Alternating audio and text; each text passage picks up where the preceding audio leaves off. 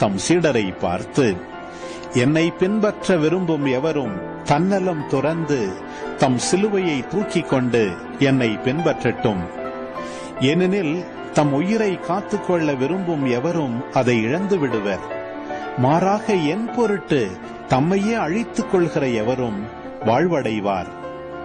மனிதர் உலகம் முழுவதையும் ஆதாயமாக்கிக் கொண்டாலும் தம் வாழ்வையே இழப்பாரெனில் அவருக்கு கிடைக்கும் பயன் என்ன? அவர் தம் வாழ்வுக்கு ஈடாக எதை கொடுப்பார்? மானிட மகன் தம் தந்தையின் மாட்சியோடு தம் வானதூதர்களுடன் வரப்போகிறார். அப்பொழுது ஒவ்வொருவருக்கும் அவரவர் செயலுக்கேற்ப கைமாறு அளிப்பார். நான் உறுதியாக உங்களுக்கு சொல்கிறேன், இங்கே இருப்பவருள் சிலர் மானிட மகனது ஆட்சி வருவதை காண்பதற்கு முன் சாக மாட்டார் என்றார்.